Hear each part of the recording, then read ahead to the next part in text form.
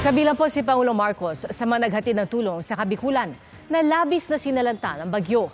Giit niyang pangmatagalang solusyon sa baha, flood control project na may konsiderasyon sa climate change.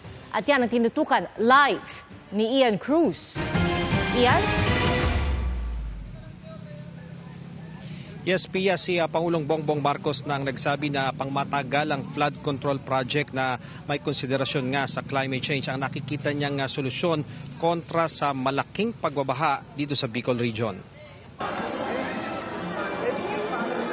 Ang mga nasalanta sa Bagyong Christine na nakasilong sa Naga City Hall, binisita at kinumusta ni Pangulong Bongbong Marcos. Namahagi ang Pangulo ng tig 10,000 pisong cash assistance para sa bawat pamilya. Mabigat itong nangyari sa inyo at napakalaki ng tubig na dumaan. At ang mahirap kasi yung baha na galing kami sa Buli, hindi gumagalaw talaga yung tubig eh. Marami doon sa hindi talaga gumagalaw ng tubig kaya gagahahanapan natin ng paraan yan.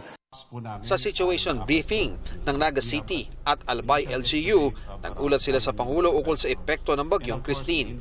Ayon sa alkalde ng Naga, patuloy ang pag-rescue at paghahatid ng tulong sa mga nalubog na barangay. Humingi sila ng dagdag na relief goods. Sabi ni DSWD Secretary Rex Gatchalian, parating na ang mga yan at pwede rin silang kumuha ng relief goods sa DSWD Hub sa Cebu para madala sa Bicol. Sa Albay, mahigit 300 bahay ang maaari raw maapektuhan ng landslide na namang oras. Inatasan ng Pangulo ang DHSUD para mahanapan ng bagong tirahan ang mga apektado. Sabi mismo ng Pangulo, hindi maikakaila ang tindi ng epekto ng bagyo sa Bicol. Meron naman tayong maraming flood control. Meron tayong mga dike, meron tayong mga pumping station, meron tayong mga flood control na gates. Pero sumobra lang talaga yung tubig at hindi lahat ng flood control natin na dati naman ay nakakayanan pa kahit na may ulan. Yun ay nasa pawan. Noong 1973, mayroon daw Bicol River Basin Project pero hindi natapos ang proyekto nang magpalit ang gobyerno noong 1986.